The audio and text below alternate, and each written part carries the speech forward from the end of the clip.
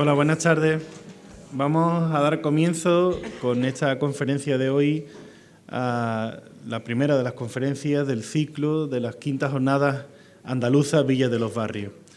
Como viene siendo habitual en los últimos 5 años, desde el Ayuntamiento estamos preparando todos los años unas jornadas culturales andaluzas donde pretendremos que la idiosincrasia de nuestro pueblo, de nuestras raíces, de nuestras costumbres andaluzas, se mantengan a lo largo de los tiempos y evidentemente se fomenten y se aprendan para las distintas generaciones del futuro también.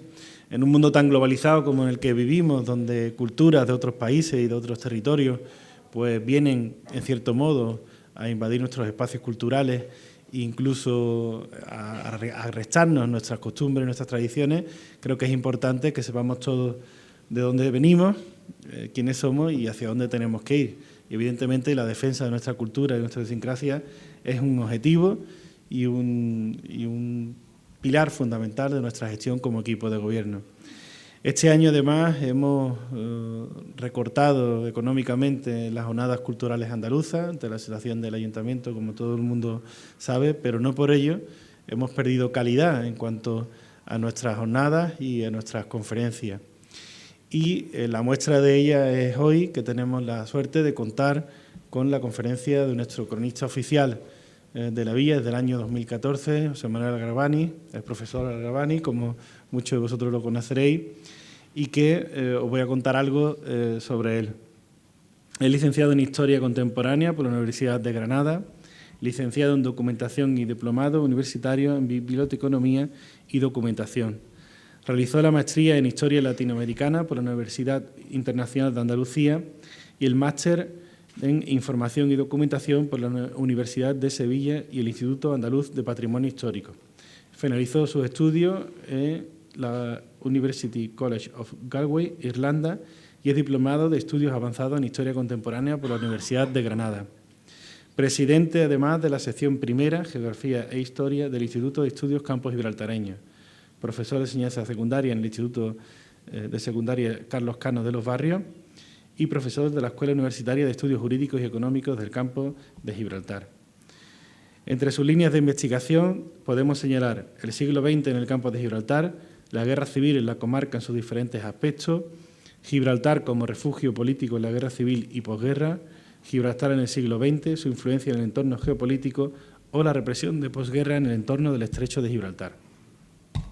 Ha sido ponente en diversos congresos y jornadas y autor de un buen número de artículos sobre este periodo histórico. Entre ellos citamos la Guerra Civil Española en el Campo de Gibraltar, el papel de Gibraltar en la Guerra Civil Española, Gibraltar en la política exterior británica en la Guerra Civil Española, SIMP, el Servicio de Información del Ejército Nacional en el Campo de Gibraltar, 1936-1939, el Servicio de Información franquista en el Campo de Gibraltar, 1936-1939, el agente A-35, el espionaje republicano durante la Guerra Civil en el Campo de Gibraltar, Jimena de la Frontera, Guerra Civil y posguerra, los barrios 1931-1932, 2 años de administración municipal republicana y la represión de posguerra en el sur de España, los batallones de trabajadores. Ha sido asesor histórico de la exposición itinerante Los Caminos de los Prisioneros, la represión de posguerra en el sur de España. Como veis, un currículum bastante extenso, importante. Está claro que no se ha aburrido ese profesor Algarabani en todo ese tiempo y al cual le agradecemos que esté hoy aquí con nosotros y aprovechando estas jornadas y esta conferencia le animamos a que el próximo libro se dedique a la historia de nuestro pueblo y a las historias de la historia de los barrios que creo que a muchos de nosotros nos va a interesar. Pues deseando de que empiece la conferencia y de escuchar y conocer muchas novedades que hoy nos van a presentar. Muchas gracias, bienvenidos y gracias a todos vosotros.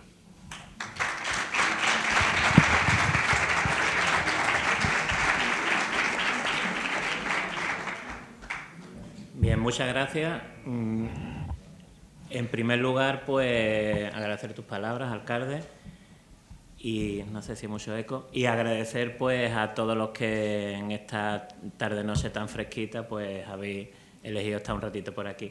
Y a mis numerosos alumnos, me alegro de veros, me quedo con todas vuestras caras, ¿eh? Eso es bueno, ¿vale? Seréis recompensados. Bien. Yo lo que voy a intentar hacer en esta conferencia es hacer un recorrido más o menos cronológico por algunas historias de la historia de los barrios, intentando buscar por puntos que nos pueden resultar curiosos o que no teníamos claro o aclarar pues algún aspecto que no se conozca, que creo que aunque Los Barrios es un pueblo rural, agrícola, pues como todo pueblo tiene sus historias y bastante. Y la primera reflexión que hago es pensar que no solo nosotros elegimos los barrios para vivir, sino que ya desde hace más de 10.000 años hubo personas en nuestro entorno, nuestros antepasados, que la eligieron para vivir. La abundancia de agua, el clima suave, aunque ahora parece que, estos días parece que no es tan suave, hacen que este lugar fuera un lugar agradable para vivir incluso en aquella época. Como vivimos nosotros, pues ya lo eligieron otros. Tenemos santuarios como el de Bacinete, 37 cuevas catalogadas en el término municipal de Los Barrios, y además cada vez que se ha hecho una obra en Los Barrios, que se ha removido tierra, la construcción de nuevas urbanizaciones, en muchas de ellas hemos encontrado restos. En las terrazas del río Parmones, en los altos de Ringo Rango, en la zona del Palmarillo, en el Lazareto, en todas se han encontrado restos, en el Chaparral, en el Mirador del Río, en la zona de Coca, en todas se han encontrado restos de presencia humana. Así que esto ha estado poblado desde hace más de 10.000 años. Y evidentemente el santuario de Bacinete es el ejemplo pues quizás más conocido y de arte sureño, un arte que muchos estamos intentando luchar porque se reconozca y tenga el lugar que tiene que tener en la prehistoria. Y además de la cueva de Bacinete, ha tenido presencia, como digo, a lo largo de toda la historia. Por ejemplo, en la época romana, la importancia arqueológica de los barrios es fundamental en todas las épocas. Y llegamos a la época romana y encontramos, por ejemplo, la villa romana de Puente Grande o la alfarería romana de la Venta del Carmen. Tenemos que pensar que ya de por sí el campo de Gibraltar es una zona estratégica, un cruce de caminos, la bahía ha estado poblada históricamente siempre, y los barrios, además de ser el campo de Gibraltar un cruce de caminos, es el corazón del campo de Gibraltar, es el centro del campo de Gibraltar, el centro de la bahía. Y por aquí han pasado, por todas las trochas, todos los caminos que han salido desde Gibraltar, ya veremos, hasta pues la zona ya más norte de la comarca. ¿De acuerdo? Bien. Los hallazgos romanos que veis aquí, la alfarería de la Venta del Carmen, muy importante, en los últimos años se han encontrado hasta algunos enterramientos allí, tiene mucho que ver con la importancia que tenía esta zona en la época romana, con los salazones, porque la alfarería, la Venta del Carmen es una zona alfarera, se encontró una alfarería allí con una serie de envases que servían para llevar el garum, esa salsa que se hacía con partes del atún y del pescado a toda la costa mediterránea. Baelo es el ejemplo claro de una factoría de garum y los envases pues salían de estos lugares. Pero si seguimos cronológicamente, Los Barrios fue una alquería y todavía en la zona donde se supone que estaba la alquería, pues existe la calle Alquería. ¿Qué es una alquería? Pues son pequeños núcleos de población con término y jurisdicción propia en la época musulmana. Los barrios pertenecían a la Cora, por traducir un poco a la provincia de Algeciras, en la época musulmana, y entre los siglos VIII y XIV, hasta que no llega la conquista cristiana, pues aquí va a haber un asentamiento de población pequeño, pero cada vez sabemos más de que existió. Y si nos fijamos, la alquería, junto con la zona de la plaza de la iglesia, son las dos zonas altas que hay en el pueblo. Las dos zonas altas, la alquería quizás son las dos colinas que hay. Pues por esta zona, Alquería, la plaza de las Marojas y todo eso, por esa zona es donde pensamos que existía esa alquería musulmana. Los primeros asentamientos datan de 1495, asentamientos cristianos ya, en esa alquería. Pero claro, tenemos que pensar que era una zona de vivir difícil, porque era una zona todavía de frontera en esa conquista de los reinos cristianos hacia el reino musulmán. Una curiosidad que encontramos en el libro de la Montería de Alfonso XI. Alfonso XI durante el siglo XIV es el que va a conquistar Algeciras. El sitio de Algeciras es de 1342 a 1344. Está varios años intentando conquistar las Algeciras musulmanas. Y él escribe un libro que es una de sus pasiones, que es el libro de la Montería. Y traigo esta curiosidad, porque como yo sé que en los barrios hay muchos cazadores, pues la Montería dice de esta zona: la garganta del arroyo de Benará es buen monte de puerco en invierno. Bueno, la mata de Ojén es bueno de oso y de puerco en todo el tiempo. La presencia de osos por esta zona, que nos puede sorprender, en 1400 y pico era algo normal. El Palancar es buen monte de oso y de puerco es de puerco en todo el tiempo. Eso lo escriben los cronistas de Alfonso XI en 1342-1344, que es cuando está en el asedio de Algeciras. El monumento más antiguo de los barrios es la Torre de Botefuego.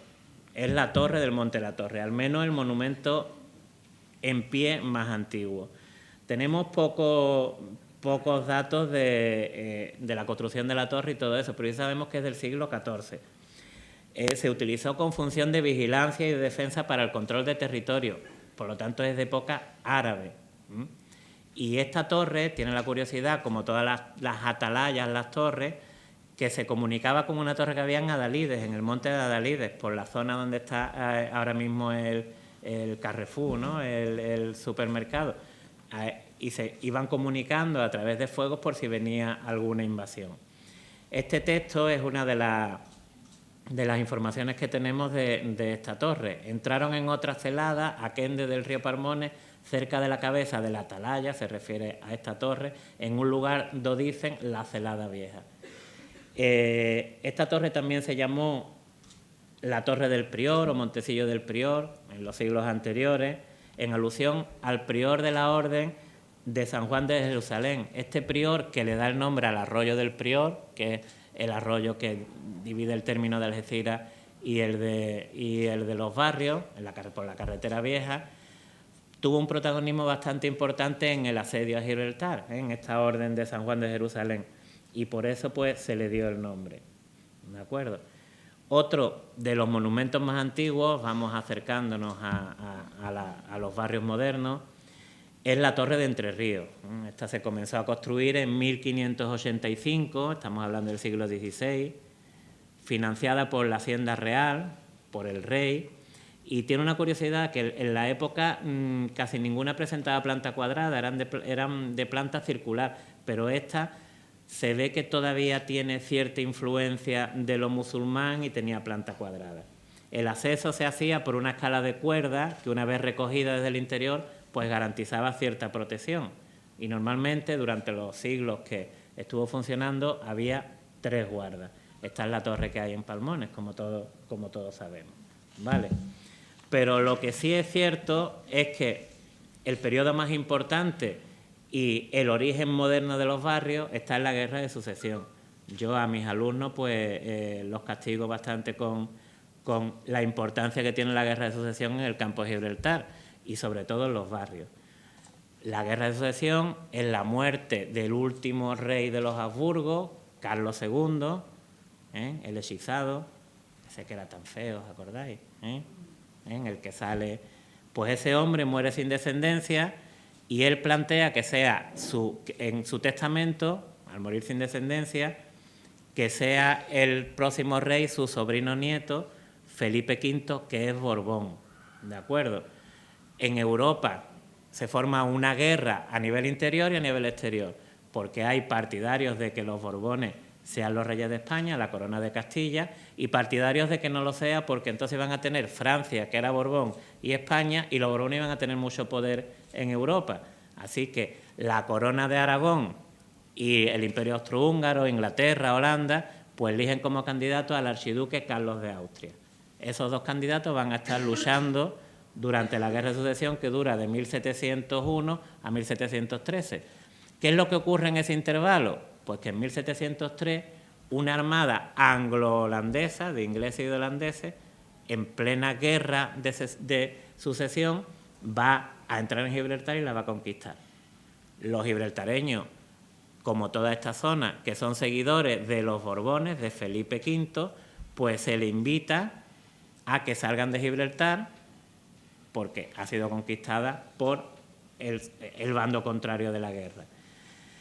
Salen de Gibraltar y se van a asentar en primer lugar a los alrededores de Gibraltar para ver un poco su pueblo, su tierra Gibraltar, porque pensaban que iban a volver. La guerra va a terminar en 1713 porque el archiduque Carlos de Austria va a ser elegido rey de Austria. Y entonces los ingleses van a firmar un tratado con la corona de Castilla, porque pasaba lo mismo. Ahora los ingleses ven que si Carlos de Austria era rey de España y rey del Imperio Austriaco, iba a tener mucho poder. Por lo tanto, firman un tratado que es el famoso Tratado de Utrecht, en el que se permite que Felipe V sea rey de España, pero en contraposición se queda con una serie de territorios, con Gibraltar, con Menorca, con algún territorio más europeo que tenía España. Desde ese momento Gibraltar es inglesa, ¿de acuerdo? ¿Qué es lo que pasa? Que el problema de la costa era que era insegura porque había bastante piratas, etcétera, etcétera, y van esos ciudadanos que salen de Gibraltar, que salieron en 1703, van a ir situándose en 3 nuevos núcleos de población, la mayoría en San Roque, que por eso se llama la ciudad de San Roque, donde reside la de Gibraltar, por la carretera cuando pasa, unas cuantas familias, un pequeño núcleo en las ruinas musulmanas de Algeciras y otro pequeño núcleo alrededor de la ermita de San Isidro, en el Cortijo Tinoco, que era el que había en lo que fue los barrios antiguamente, por lo menos el corazón de los barrios durante bastante tiempo, que es la zona donde está el Pósito ahora, ¿de acuerdo? Ese es el origen del Pósito hasta la plaza de la iglesia, y esa calle es el origen primigenio de los barrios. Y hablamos de que los monumentos más importantes son del reinado de Carlos III, los más importantes que hay en los barrios, porque efectivamente Carlos III, que fue un rey que le dio bastante importancia a lo municipal, pues fue el que potenció los grandes edificios que hay en los barrios, o los más importantes que hay en los barrios. Carlos III, también os recuerdo, ejemplo de rey ilustrado, que aplica la Ilustración, pues va a ser el que durante su reinado se vayan a construir estos edificios que son los emblemáticos de los barrios. ¿Por qué crecen los barrios más ya a finales del siglo XVIII? Porque el Tratado de Utrecht lo dejamos a principios del siglo XVIII. Pues va a crecer más por 2 motivos. Por la política de apertura de Carlos III, que quiere potenciar los municipios y sobre todo los de esta zona, y también porque estamos en el último asedio de Gibraltar, un asedio que dura desde 1779 a 1783, un montón de años asediando Gibraltar, no se consiguió conquistar, pero ¿qué es lo que ocurre? Pues que durante ese periodo va a estar toda la comarca llena de militares que están relacionados con el asedio. Eso va a potenciar pues el crecimiento de, como vemos, del Hospital de la Caridad, del Pósito o de la iglesia de San Isidro, o de casas señoriales como la Casa de los Urrutia, ahora en poder del ayuntamiento como institución cultural. Yo siempre digo, y sobre todo se lo digo a la gente que le interesa la historia, que los pueblos, las ciudades hay que mirarlas no solamente de frente, sino también para arriba. Tenemos unas cuantas inscripciones en piedra bastante interesantes que nos dan información de los monumentos que he señalado antes. Esta es la placa que hay encima de la puerta del Pósito, como veis, una inscripción en piedra, donde pone 1768, reinando Ese D era un formalismo que significa, en latín, que significa con mucha salud. Carlos III, y siendo alcalde mayor de esta población, el señor don Juan Jerónimo Montijano, se hizo esta obra. Así que de 1768 es el pósito. Después hay dentro otra inscripción, esta es la del exterior. En el interior hay otra inscripción que no la traigo ahora, pero que pone: se amplió este pósito siendo alcalde mayor el señor don Miguel de la Torre González Sardina, reinando Carlos III, año de 1779. Así que hubo una ampliación unos 10 años después. También hay otras placas, quizás esta es menos conocida. Es de la época de Carlos III, de 1780, y está, pongo la pista esta, en el edificio de la INEN de hoy día. Fue la primera carnicería del municipio, 1780, y ha sido también cuartel de caballería, cuartel de la Guardia Civil, oficina del INEN en este momento, y si os fijáis, es bastante curioso porque tiene un sistema de cúpulas en la parte de arriba que lo hace un edificio singular. Lo que queda es la placa, pero bueno, no debe ser interesante. Y quizá el edificio más emblemático que tenemos en los barrios y de más importancia, esta inscripción aparece aquí, en esta parte, y está bastante bien conservado, aunque tiene aquí, como veis, un deterioro, esperemos que no vaya a más. Esta inscripción de la torre de la iglesia lo que pone es, nos da información, en memoria de los dadores de esta torre, don Martín Lozano Prevístero y su hermana doña María, Barrios y Campo de Gibraltar, 1769. Eso es lo que nos pone, de los barrios del Campo de Gibraltar. Son las personas que pusieron dinero, que potenciaron que se hiciera la torre. La iglesia es de antes, se fue a construir en 1760 y 8 años más tarde, 9 años más tarde, pues se construye la torre, con una torre central, que es algo bastante curioso en estas torres tardobarrocas. La torre tiene bastante sorpresa, como por ejemplo esto que señalo aquí, que son 2 relojes de sol que no dejan de ser una curiosidad en las torres de iglesia de la comarca apenas hay, y en Andalucía hay bastante pocas. Aquí tenemos una foto mejores. Son 2 relojes de sol, uno a levante y otro a poniente. Como veis, el de poniente, al estar más resguardado, está más conservado. Y tenemos que pensar que tienen una inscripción que pone, no sé si lo veis, 1769, por lo tanto es del mismo año que la torre, se hicieron junto con la torre, que podía pensarse que fueron posteriores, no, se hicieron con la torre. Y tenemos que pensar, en aquellos tiempos no teníamos un móvil para ver la hora ni un reloj. El que tenía un reloj era un auténtico privilegiado, y la manera de marcar las horas, sobre todo también para las misas, que era lo que marcaban las horas en el pueblo, era a través del reloj de sol que tenemos. Uno llega hasta el mediodía, el de levante, y otro ya es para la tarde, cuando el sol pasa a la parte de poniente. Y no deja de ser una curiosidad bastante interesante. Es un reloj doble, son 2 relojes en definitiva. Uno de ellos se ve bastante bien, el de levante, se ve bastante bien desde el Callejón de Martín cuando subimos, pues sí se ve bastante bien. Así que os invito, al que no se haya dado cuenta, a que le eche un vistacillo, ¿vale? Otra de las curiosidades de los barrios es el barrio o la barriada del Lazareto, el Lazareto en los barrios. El nombre de por sí ya indica a ver cuál es el origen. Un lazareto es un hospital de gente desahuciada, de gente que se va a morir y que se separa de la población y se lleva a las afueras. Por lo tanto, el lazareto fue la zona donde se ponían los enfermos a las afueras del pueblo. Cuando el Hospital de la Caridad, lo que hoy es la Residencia de la Tercera Edad, eran desahuciados los enfermos, pues se llevaban a ese lazareto. Pero lo que es interesantísimo es la figura de Tadeo Lafuente. Os explico un poco la historia. En 1800, un barco procedente de Cuba llega a Cádiz y trae consigo la fiebre amarilla.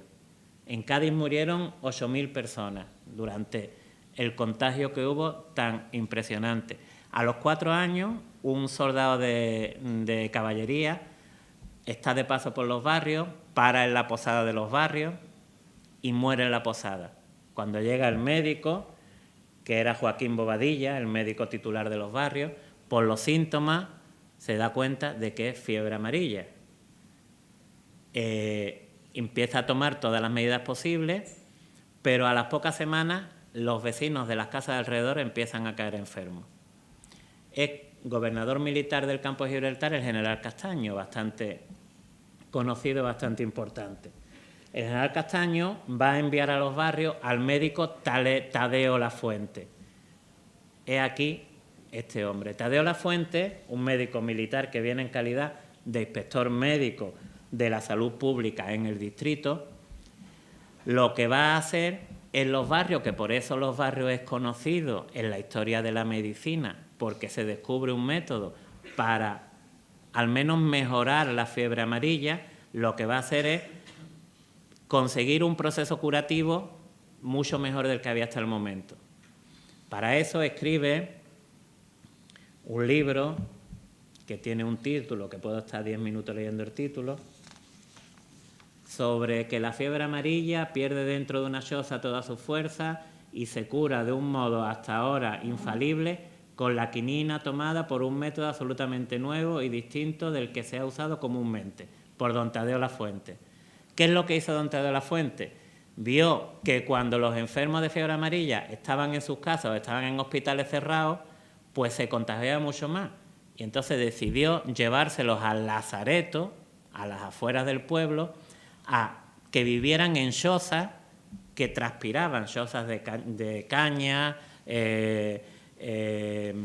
de las plantas del lugar, y con esas chozas pues sí que transpiraba la cabaña, más la quinina que le daban, pues hizo que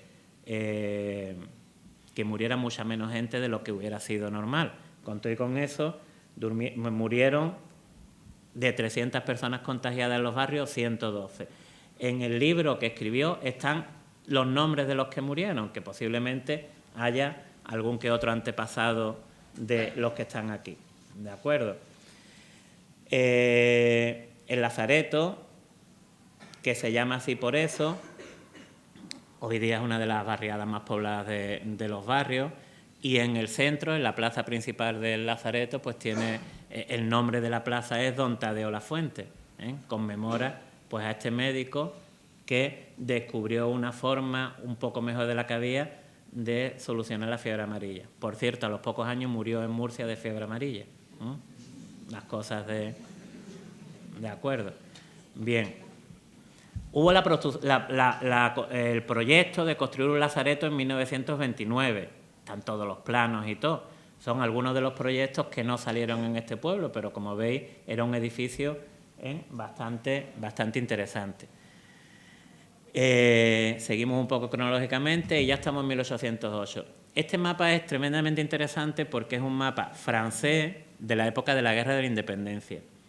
Napoleón, que era un gran estratega, y sus generales, siempre que iban a un territorio, iban con sus cartógrafos, para que cartografiaran, porque a partir de la cartografía era como ellos planteaban pues sus batallas y su recorrido. Y aquí, ampliando, pues vemos una serie de topónimos y una serie de curiosidades de los barrios de 1808. Podemos ver, por ejemplo, cómo es Palmones, que tiene nada más que este núcleo y todo era marisma. Evidentemente no está el tren, ahora veremos. O cómo la salida de los barrios es una alameda con árboles a ambos lados. Los pasos por el río, paso de la Grulla, los puentes que había en aquellos momentos. Bueno, pues una curiosidad más. Otro aspecto importante que nos da mucha información de los barrios es el Diccionario Geográfico, Estadístico, Histórico de Madoz, de Pascual Madoz, de 1846, que nos da información sobre cómo eran los barrios en 1846. Y nos ha de ser curioso porque es bastante preciso. Esto se hizo de la siguiente manera. Madoz, que era ministro de Hacienda, Para controlar las riquezas de cada pueblo, pues envió un cuestionario a todos los pueblos de obligado cumplimiento que se rellenó y se mandó. Y sabemos que en 1846 pues había en los barrios 400 casas, ayuntamiento, cárcel y cuartel de caballería, los pone como los más importantes, 720 vecinos y 2.722 almas. Vecinos eran cada familia, cada padre de familia, y las almas eran los que en realidad vivían, ¿de acuerdo? Es la terminología del momento, ¿eh? 4 molinos harineros, una fábrica de tejas y de ladrillo, un puente de mampostería sobre palmones, una escuela de niños de 120 niños que iban al día y una escuela de niñas de 30 niñas, ¿eh? Había bastante diferencia. Niños y niñas habría por el estilo, pero las niñas tenían que trabajar en la casa. Y pues como veis, es un poco el texto de la versión original. Traigo aquí la foto más antigua de los barrios, hasta ahora. Es de 1868.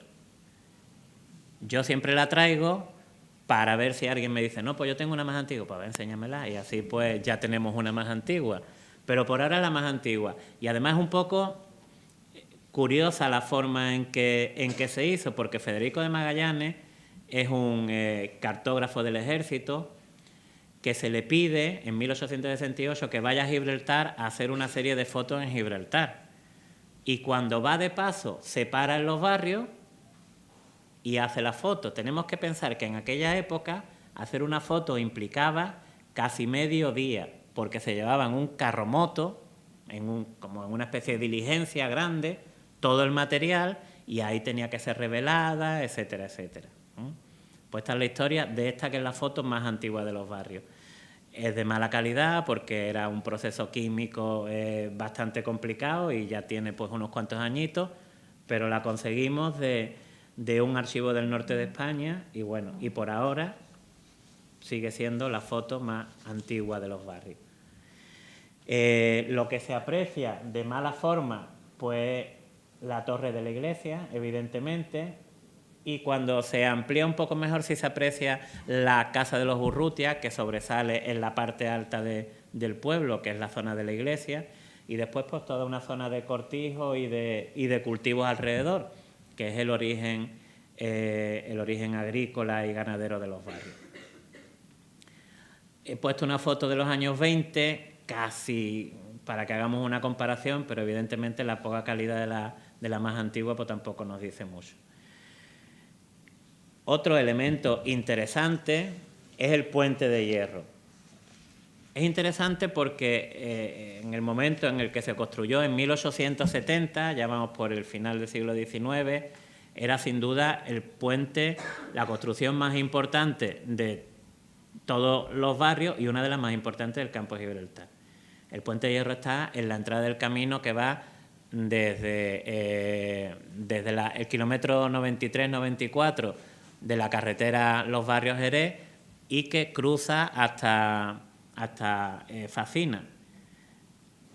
El puente de hierro lo hace el político barreño, quizá el político más importante de todo el siglo XIX en los barrios, José González de la Vega.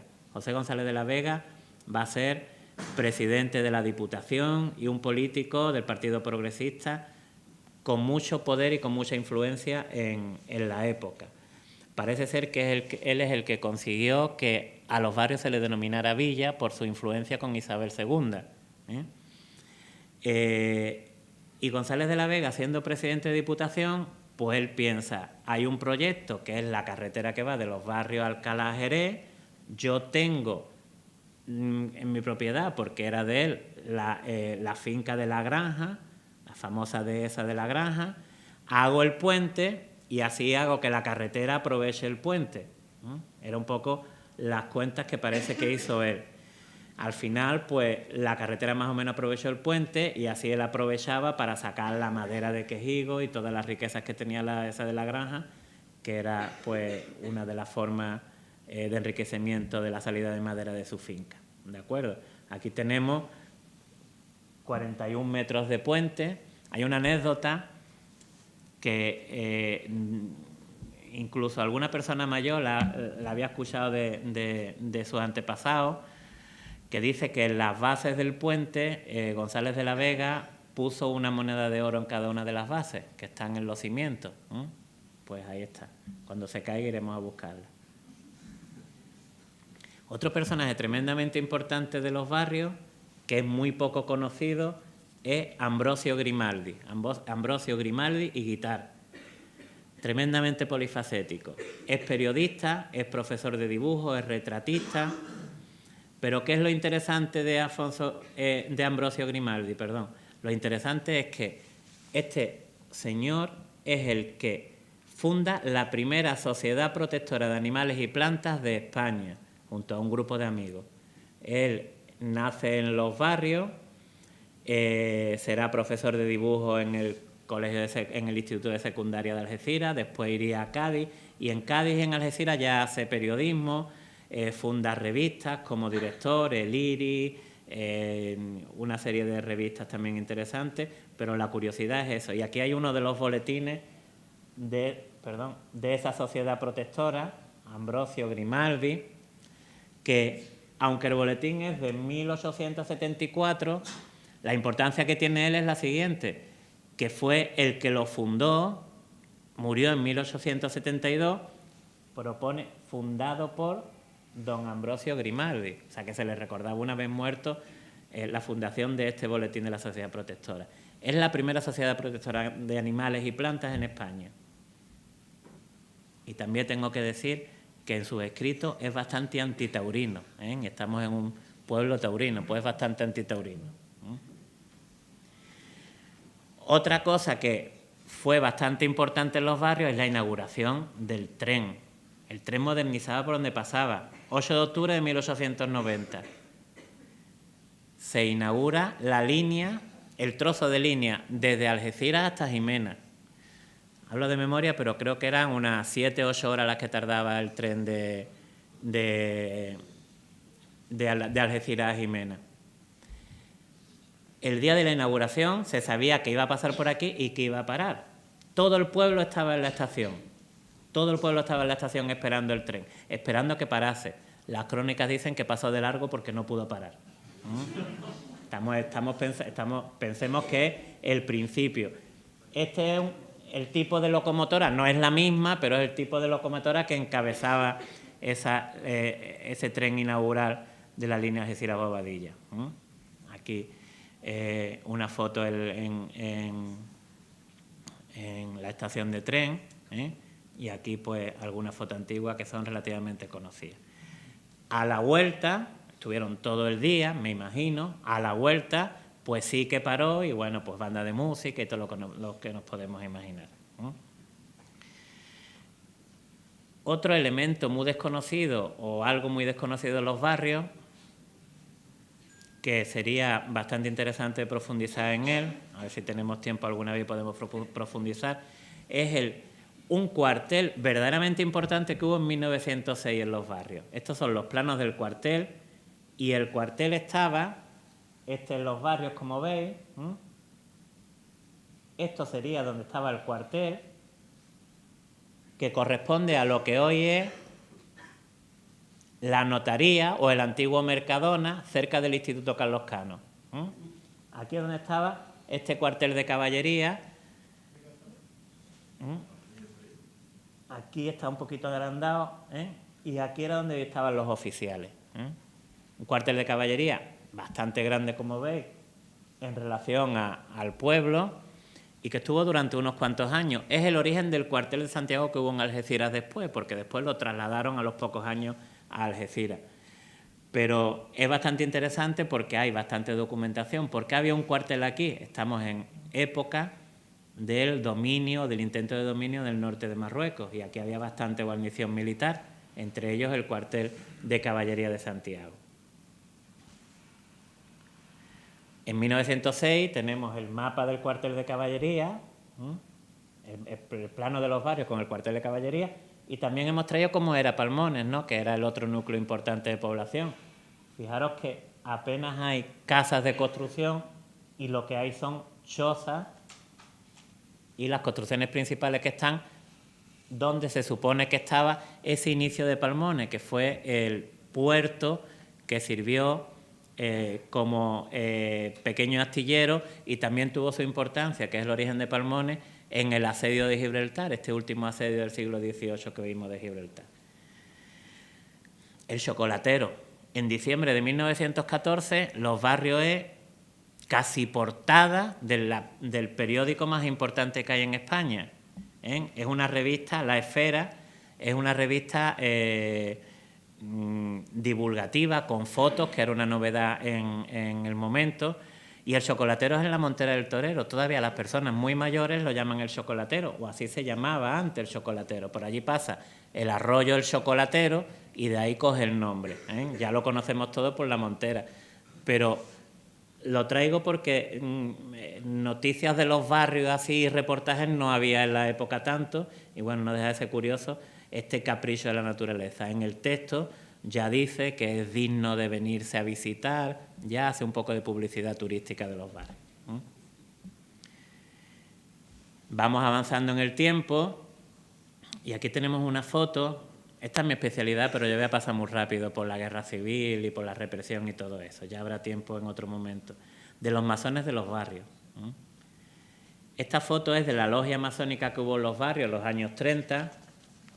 Es una foto interesantísima. Como veis, hay personas que tienen una cruz puesta encima, porque las fotos fueron incautadas todo por las nuevas autoridades franquistas y sirvió para ejercer la represión. Posiblemente los que están con la cruz o están fusilados o están encarcelados. Sirvió para ejercer la represión. Es una foto de 1932 y voy a decir los nombres de los masones que hay ahí, porque seguro que algún bisabuelo o algo, o apellidos conocidos están. Benigno Salvatierra Medina, Francisco García Jiménez, Manuel Ortega Montero, Francisco Bailón Sánchez Valverde, Francisco Palacios del Pino, Francisco Álvarez Clavijo, José Marín Jorge o José González Rodríguez, entre otros. Apellidos muy barreños, que nos suenan a todos. Y como digo, sirvió para ejercer la represión. La nueva autoridad franquista incautaban toda la documentación que podían de los partidos políticos republicanos, de los sindicatos, de las logias, y a partir de ahí pues ejercían la represión. Una foto interesantísima porque están en el templo masónico de la logia González Roncero, que así es como se llama la logia, como se llamaba la logia de los barrios, con los símbolos masónicos y con el mandil y las fajas de algunos de los maestres o de los discípulos de esta logia. Hemos visto la foto más antigua de los barrios antes y esta, mientras que no venga alguien y me diga yo tengo una foto más antigua, es la foto aérea más antigua de los barrios. Es el vuelo americano del 25 de abril de 1946. Una vez que se termina la Guerra Mundial, los americanos van a hacer unos recorridos por toda España. España se ha convertido en un lugar muy importante en el contexto de la Guerra Fría, después de la Segunda Guerra Mundial, y sobre todo la zona del Estrecho. Van a hacer un recorrido por toda España y dentro de ese recorrido pues encontramos esta foto. Para situarnos, he señalado aquí el paseo y aquí pues la plaza de la iglesia, para que situemos más o menos cómo eran los barrios en 1946. 1946, pero es que los barrios en la actualidad, esta foto puede tener 4 o 5 años, no tiene más, fijaros lo que ha crecido. Este contorno que hay aquí es el de la foto, anterior, Esto era los barrios, ha crecido bastante en estos 60, 70 años, como veis, ¿de acuerdo? Y corresponde pues al casco histórico de los barrios. Hay otra serie de infraestructuras donde los barrios tienen más importancia de la que creemos, porque aeropuertos, aeródromos, campos de aviación, no es el de Gibraltar el primero que hubo en los barrios.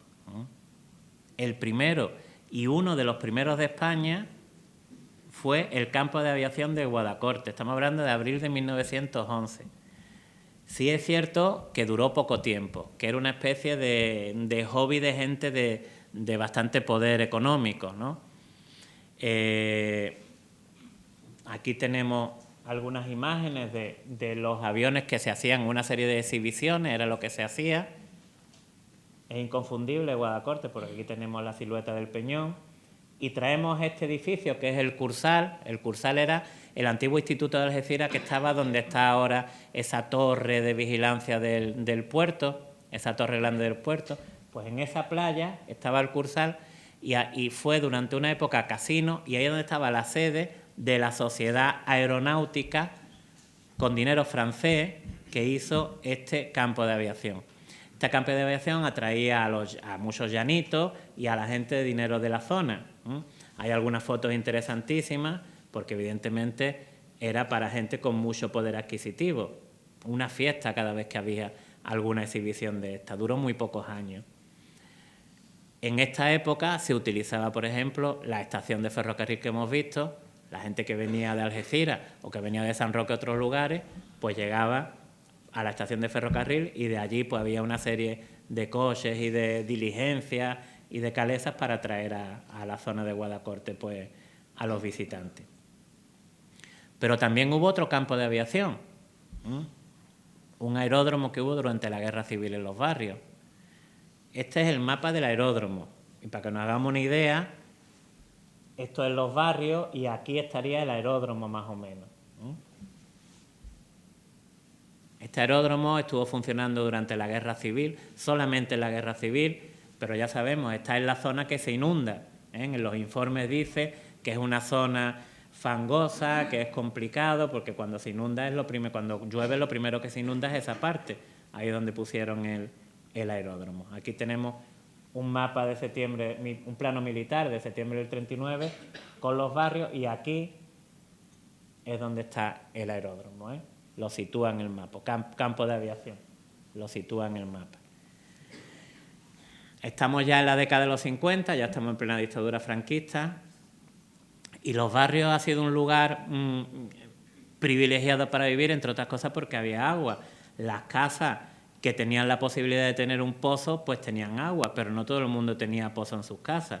En el año 1956, no hace tanto, es cuando empiezan las primeras traídas de agua potable y se hicieron estas 3 fuentes. Todavía queda la del Llano de Cózar, había una en la Plaza de San Isidro, donde está ahora el Pósito, y en el Matadero Viejo. Y aquí tenemos pues esta que es la de los Llanos de Cózar y esta que es la de la Plaza de San Isidro. En el fondo, ya aprovecho, esta Casa de los Arcos fue durante un tiempo el mercado donde se vendía el pescado, la carne y todo eso, que está en la zona del Pósito. Durante un tiempo, y afortunadamente, en aquella época y antes, que allí donde estaba la plaza, hubo un proyecto, digo afortunadamente porque este proyecto no se llevó a cabo, de construir un mercado en el Pósito, en 1929. Son muy oscuras, pero estos son los planos, que son estos planos de fondo azul. Afortunadamente no se llevó a cabo, pero era un mercado para poner los puestos del mercado dentro del Pósito.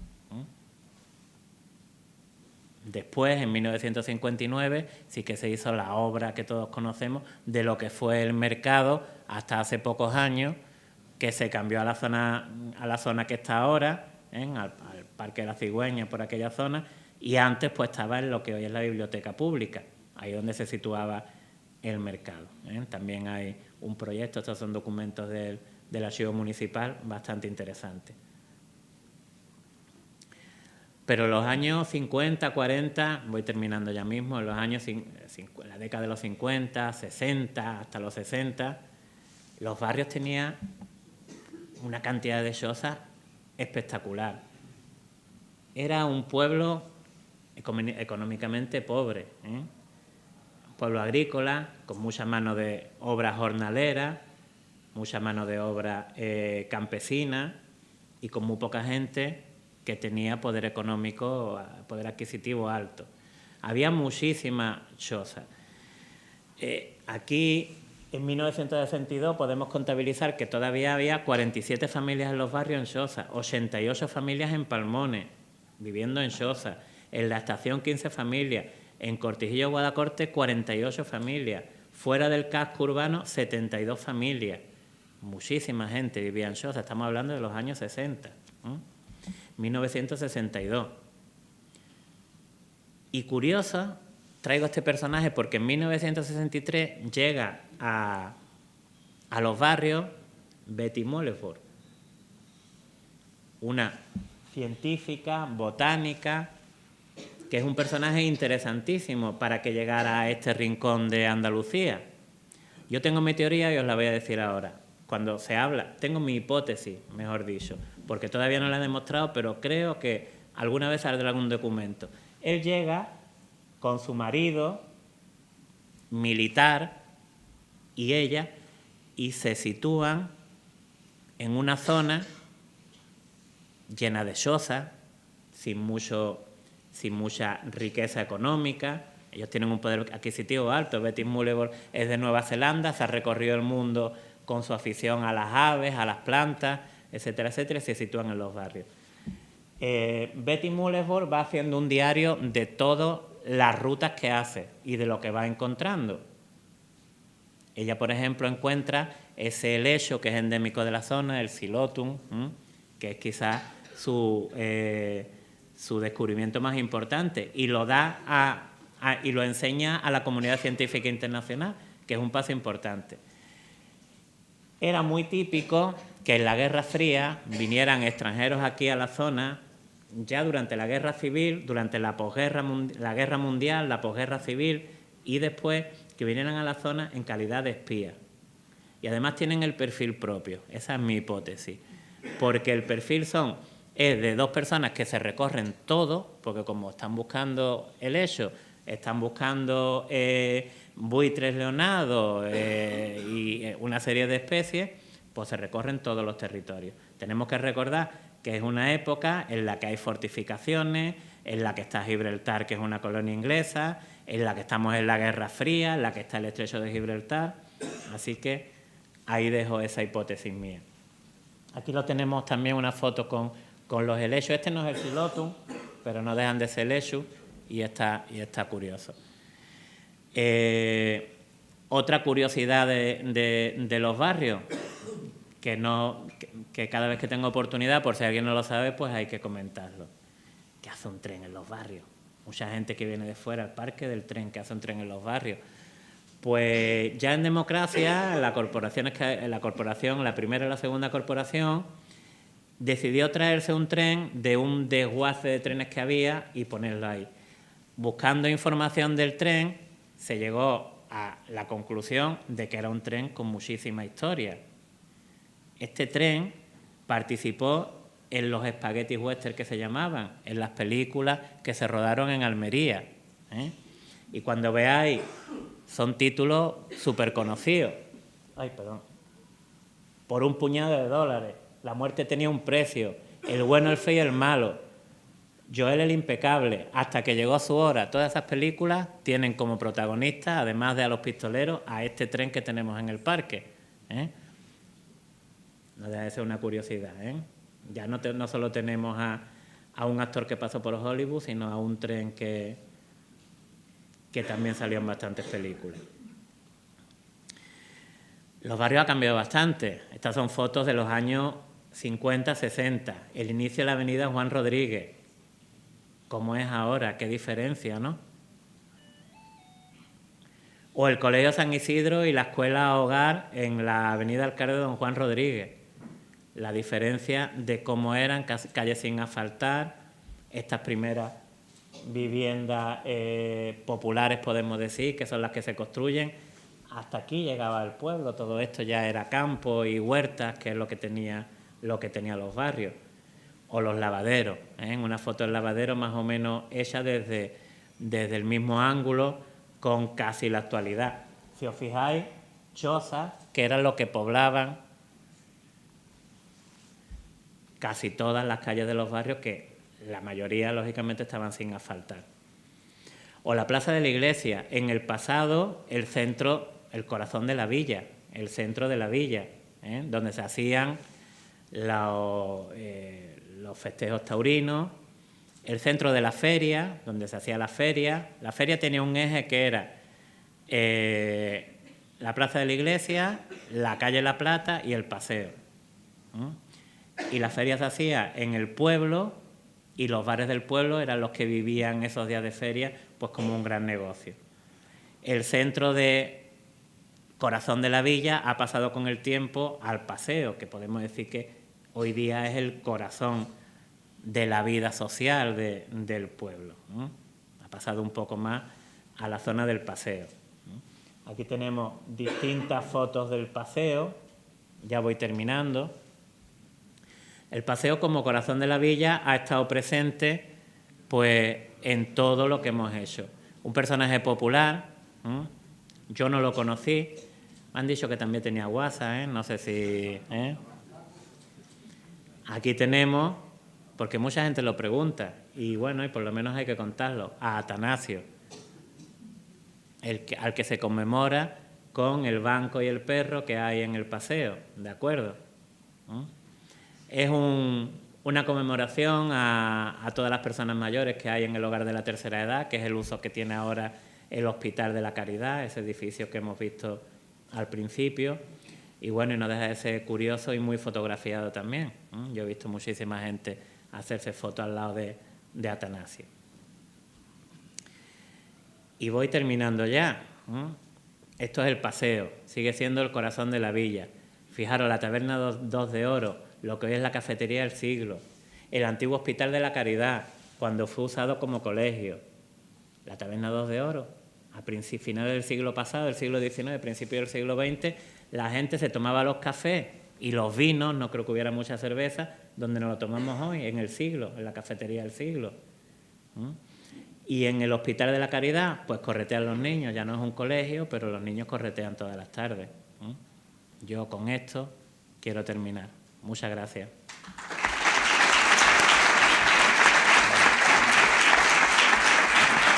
Más curiosidades, ¿no? Sí, yo creo que sí, ¿no? Saldrán algunas curiosidades. Bueno, pues yo creo que...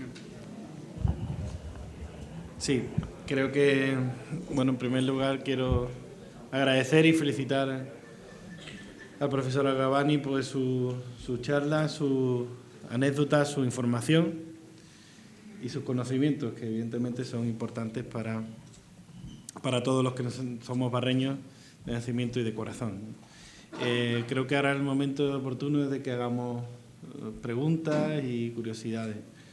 Yo tengo una duda.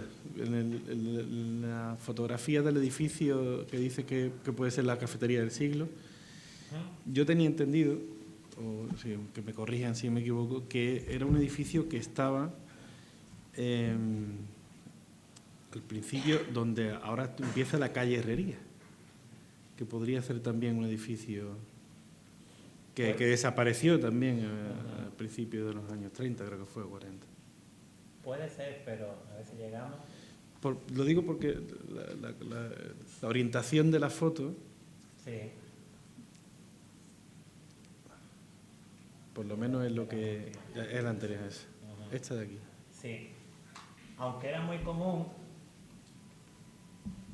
esto más o menos lo sigue teniendo el siglo ahora, ¿eh? Eran unas construcciones muy comunes. Yo la tengo data como la Cafetería del Siglo, ¿eh? Es posible que pueda ser un error, pero yo la tengo data, no sé si alguien puede dar más información. La que hoy es la Cafetería del Siglo. Lo que sí es cierto, bueno, yo sí tengo constancia de que había un edificio justo al lado donde está ahora la oficina de turismo, y que llegaba casi hasta la plaza de Cózar. Eso es la información. La zona de la fábrica de Cózar y la zona de lo que hoy es una clínica dental y todo eso fue uno de los primeros cementerios que hubo aquí en los barrios, ¿no? Bien, yo ya he manifestado mi curiosidad. La Venta del Carmen está en la zona, yendo de la estación de los barrios, de la estación de Renfe de los barrios, hacia los Cortijillos, ¿eh? Ahí es donde hay unas ruinas que son la Venta del Carmen ahora mismo. No sé si queda en pie, vamos a ver si damos con él. En pie queda parte de la Venta del Carmen. Ahora se dedica a labores agrícolas, pero es un sitio muy interesante porque si los barrios es un cruce de caminos, la Venta del Carmen lo es más todavía, porque la Venta del Carmen fue una parada de posta, ha sido siempre, a ver que encontremos, Que es el principio, ahí ha pasado ya, ¿no? Ay, pero no me he traído otra que tenía. Sí. Ha sido siempre una zona, la Venta del Carmen, que está en una zona alta, tenía una orientación magnífica para controlar toda la bahía en aquella época, ¿no? Y además, después fue Venta del Carmen, parada de posta, que quiere decir que era donde la diligencia de la trocha de San Roque y Gibraltar hasta Medina, ese camino, pasaba por la Venta del Carmen y ahí cambiaba de caballo, y era una venta. Y durante muchos años fue una de las paradas de esa venta de posta. Después, como lugar estratégico que es, también, si veis, hay una serie de búnker por allí también estuvo situado algunos de los batallones de los prisioneros republicanos, haciendo las fortificaciones que hay en toda la comarca, así que es una zona pues muy estratégica. Por la carretera con el coche, por donde le he comentado, se ve lo que queda de la Venta del Carmen, ¿no? Quería hacer una pregunta sobre la fotografía de los masones. Sí. Porque me ha llamado la atención, yo conozco esta fotografía, pero no sabía quién era la persona que estaba marcada con la cruz. Sí. Y tengo conocimiento de un libro que hay escrito por Salvatierra, bueno, esto lo hace él. Sí, el de Marín Jorge, ¿no? Marín Jorge, y hace referencia a la mayoría de esos nombres están en el libro. Sí. Entonces le digo que tenía algo que ver la mercadería en aquel tiempo con la República, porque fue cuando esta gente, la primera República que se formó aquí en España. Bueno, es la Segunda República, ¿eh? Pero en la Primera República los barrios también tienen mucha importancia. Y es más, y tiene hasta el Cantón de los Barrios, que también se formó el Cantón Independiente de los Barrios. Es que me habla de Benito Muñoz, Sí, sí, sí. la mayoría de los que vienen en el libro. Sí, Veniendo de la tierra. exactamente. Pues es una pregunta interesante porque... Este libro creo que está escrito en 1930 en la línea. ¿Y esta foto me habla de cuándo? No, del 32. Del 32. ¿El libro es del 32? El libro tiene que ser después del 31, no, después del 31, porque el libro lo que narra es la experiencia de Marín Jorge cuando llega a la República a los barrios, así que tiene que ser después del 31, ¿eh? Pero él lo escribió ya bastante mayorcillo, ¿eh? Bueno, le cuento. La masonería, que es una organización, según las épocas,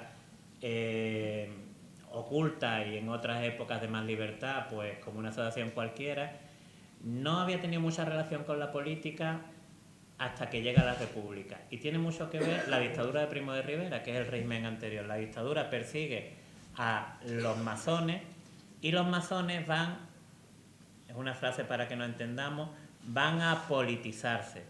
¿Por qué? Porque los masones van a considerar que el régimen republicano es la salida, un camino de libertad contra esa dictadura, y los años anteriores de la restauración, eran los años de la manipulación electoral, etcétera, etcétera. Así que, por un lado, la masonería se politiza y por otro lado, la política se masoniza. ¿Qué quiere decir?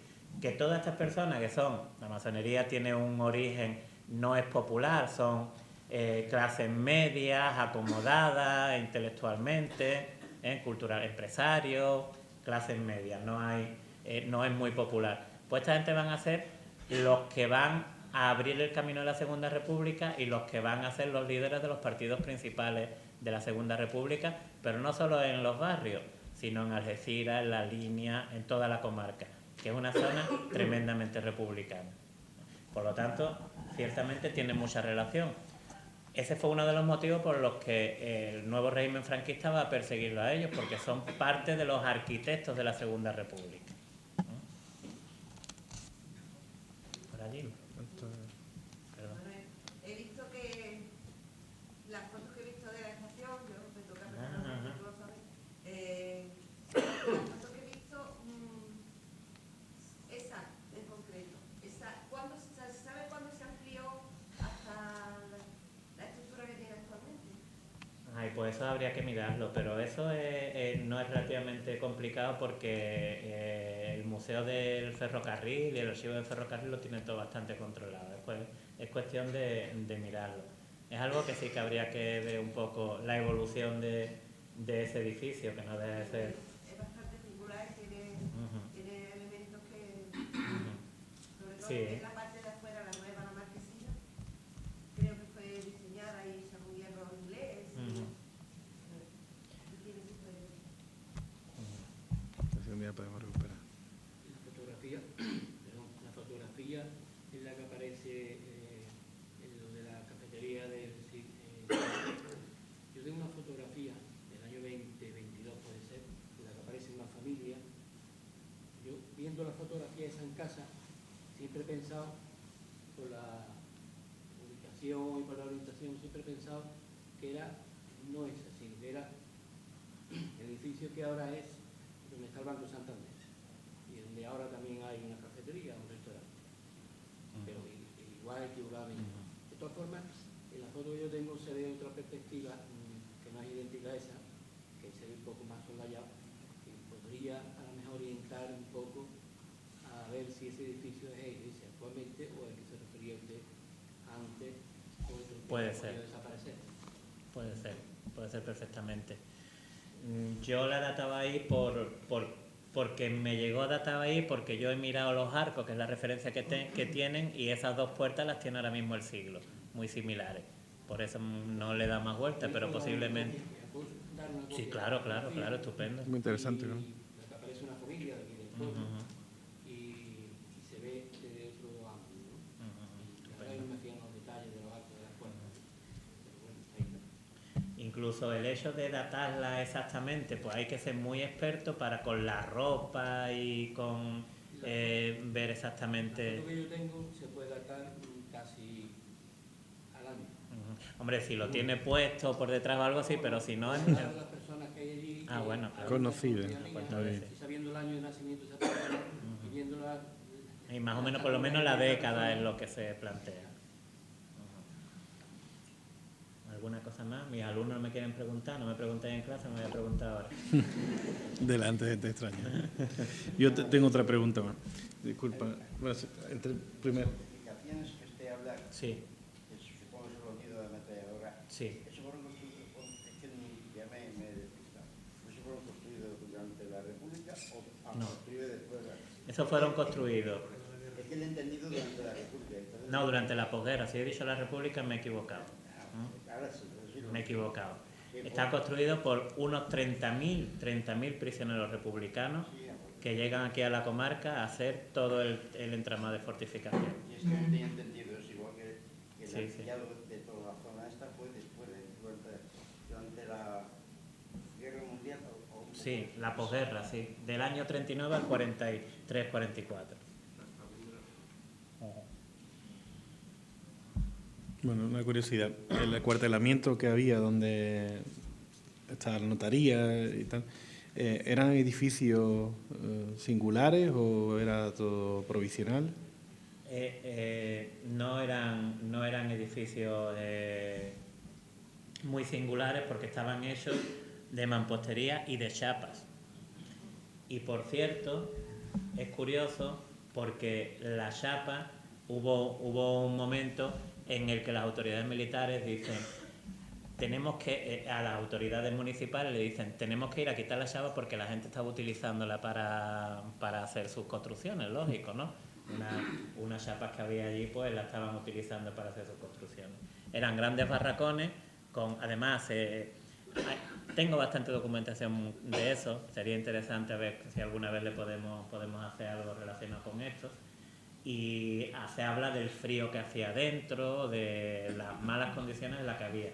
Tenemos que recordar que por aquí pasaba el arroyo de la Parrilla, igual que por la calle La Plata pasaba el arroyo de La Plata, que por eso se llama la calle La Plata también, que está abovedado de final del siglo XIX. Y aquí había pozos, que era algo fundamental para que se situara el cuartel ahí, que hubiera agua, lógicamente, que era agua cercana.